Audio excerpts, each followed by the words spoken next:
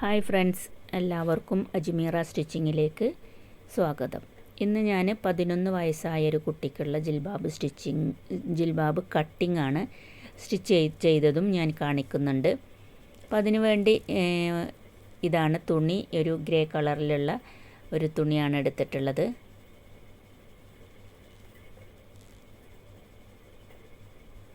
അതിൽ വൈറ്റ് കളറിൽ ലൈസും അറ്റാച്ച് ചെയ്യുന്നുണ്ട്. അപ്പോൾ ആദ്യം തുണിയെ ഇതുപോലെ 3 മീറ്റർ തുണിയാണ് എടുത്തിട്ടുള്ളത്.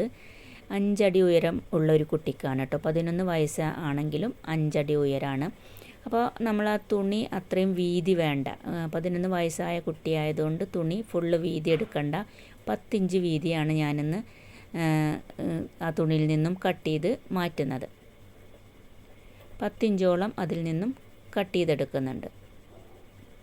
ഒരു 14 വയസ്സൊക്കെ ഉള്ള കുട്ടിക്കാണെങ്കിൽ നമുക്കൊരു 5 ഇഞ്ചൊക്കെ കട്ട് ചെയ്ത് കളയാൻ പറ്റുള്ളൂ.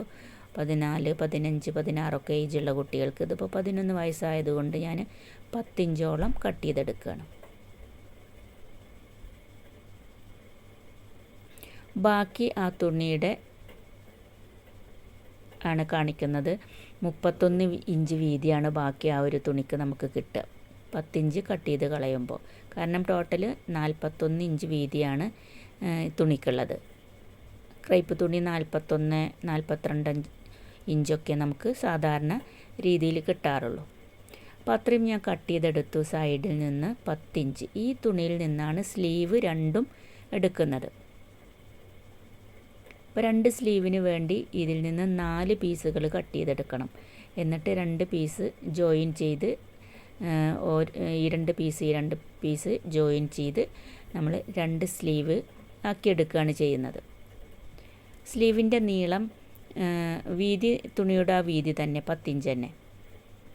അപ്പോൾ നീളം നമുക്കൊരു 15 ഇഞ്ച് വരെ എടുക്കാം.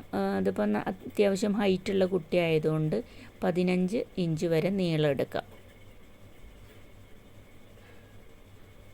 4 പീസും ഞാൻ കട്ട് ചെയ്തെടുത്തിട്ടുണ്ട് 2 സ്ലീവിന് വേണ്ടിയിട്ട്. ഇനി ബോഡി പാർട്ട് എങ്ങനെ കട്ട് ചെയ്യുന്നത് എന്നതാണ് കാണിക്കുന്നത്. സാധാരണ കാണിക്കുന്ന ആ ഒരു രീതിയിലല്ല, കുറച്ച് വ്യത്യാസമുണ്ട്. മനസ്സിലാക്കി ഏത് മെത്തേഡാണ് നിങ്ങൾക്ക് മനസ്സിലാവുന്നതെങ്കിൽ ആ ഒരു മെത്തേഡ് സ്വീകരിക്കാം.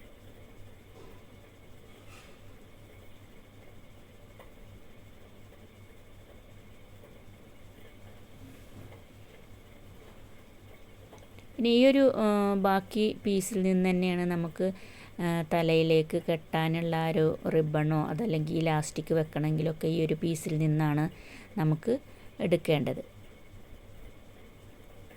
സ്ലീവിനും ഹെഡിലേക്കുള്ള ആ ഒരു റിബണും ഒക്കെ ഇതിൽ നിന്നും ബാക്കി കിട്ടുന്ന പീസിൽ നിന്നും കട്ട് ചെയ്തെടുക്കാം.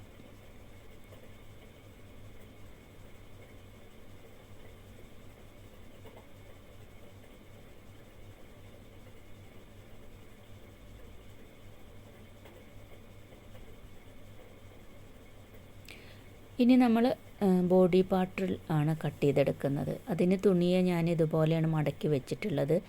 തുണി സെൻറ്ററിൽ നിന്നും 16 ഇഞ്ച് നീളം ഒരു തുണിക്ക് അധികമുണ്ട്. ഇത് ബാക്ക് പീസാണ്, മുഖമക്കനക്കുള്ളതാണ്. ഞാൻ പോയിൻ്റ് ചെയ്തത് മുതൽ കാണിക്കുന്ന ഭാഗം മുഖമക്കനക്കുള്ളതാണ്.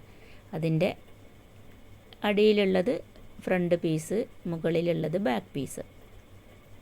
അപ്പോൾ ഇത്രയും നീളം കൂടുതലാണ്. 16 ഇഞ്ചാണ് ബാക്ക് പീസിന് ഫ്രണ്ട് പീസിനേക്കാൾ നീളം കൂടുതൽ ഞാൻ എടുത്തിട്ടുള്ളത്. തുണി ഇതുപോലെ മടക്കി 2ആയി മടക്കി വെച്ചിട്ടാണ് ഇപ്പോൾ ഞാൻ ഈ കാണിക്കുന്നത്. ഇനി ഇവിടെയാണ് നമ്മൾ തുണിയെ കട്ട് ചെയ്തെടുക്കുന്നത്. തുണി അവിടെ കട്ട് ചെയ്തെടുക്കുമ്പോൾ നമുക്ക് ഫ്രണ്ട് പീസും ബാക്ക് പീസും കിട്ടും.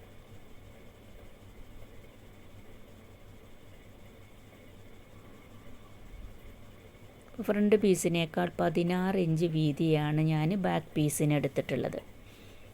അധികം വരുന്ന 16 ഇഞ്ചാണ് മുഖമക്കനക്കായിട്ട് ഉള്ളത്. അപ്പോൾ അതിൻ്റെ സ്റ്റിച്ചിങ് കഴിഞ്ഞിട്ടുണ്ട്.